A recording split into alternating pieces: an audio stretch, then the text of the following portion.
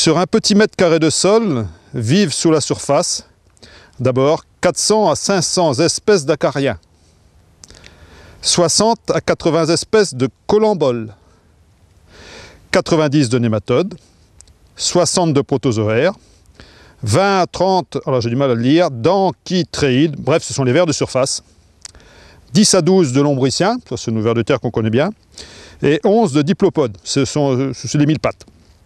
Et on parle de nombre d'espèces, pas d'individus. Et on n'oublie pas les bactéries et les champignons.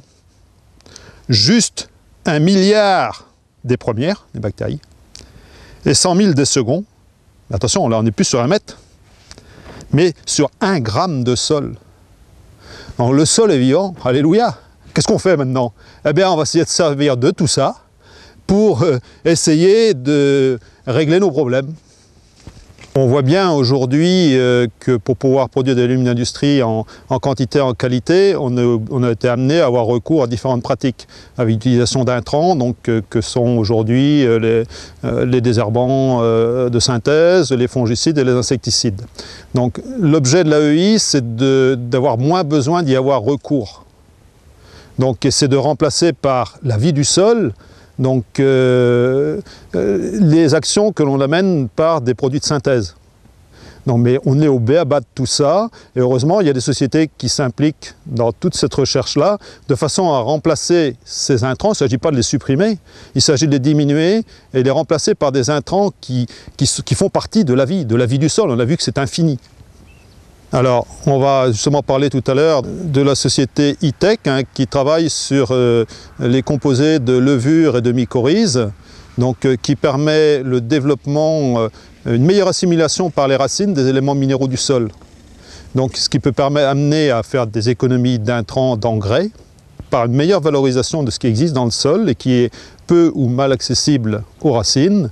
Et par ce biais-là, le fait d'avoir une plante qui profite mieux, qui se développe mieux, espérer une meilleure résistance au stress amené par les pathogènes. En parallèle de ça, il est évident qu'on travaille toute l'approche systémique des cultures, c'est-à-dire la rotation, le travail du sol, la pratique des couverts végétaux. Quel couvert végétal peut permettre d'améliorer la situation sanitaire de la parcelle pour la culture suivante. Tout ça, on est au b.a-ba de tout ça. Le vivant, c'est infini, donc le travail est infini.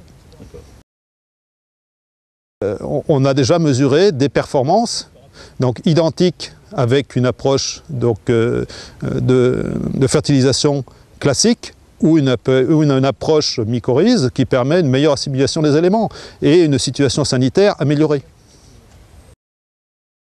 Il y a un domaine par exemple dans lequel on a déjà investi, on continue à investir, c'est le désherbage mécanique contre les mauvaises herbes. Il y a certains produits de contrôle biologique comme le Contance par exemple pour lutter contre le sclérotinia qui sont déjà en œuvre. Donc c'est un champignon antagoniste du sclérotinia en fait, qui vient parasiter la forme de conservation de la maladie. C'est le sclérote, c'est une petite boule et qui se fait parasiter donc, par le champignon qui est contenu dans ce produit. Et en introduisant ça chez les producteurs de façon assez massive maintenant, on s'est rendu compte qu'on a réussi sur la durée à contrôler le niveau de maladie. Et donc ça nous évite d'avoir des surprotections fongicides à mettre en œuvre.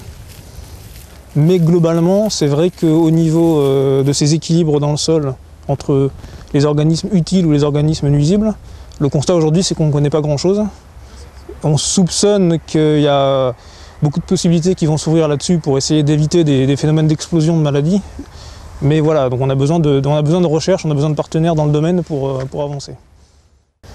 Donc avec la société E-Tech, là on est plus dans cette démarche un peu de recherche dont je parlais, c'est-à-dire qu'ils proposent des produits innovants pour lesquels aujourd'hui on ne connaît pas encore parfaitement les effets, mais on est persuadé qu'il y a beaucoup à tirer de ces, j'ai presque envie de dire de ces technologies-là, ou même si on parle de vivant, ça reste des techniques assez pointues. On le voit, enfin le légume c'est vraiment, ce sont des cultures qui sont extrêmement sensibles aux aléas climatiques ou aux problèmes sanitaires, et on se rend bien compte que les solutions sont en fait une somme de solutions à chaque fois.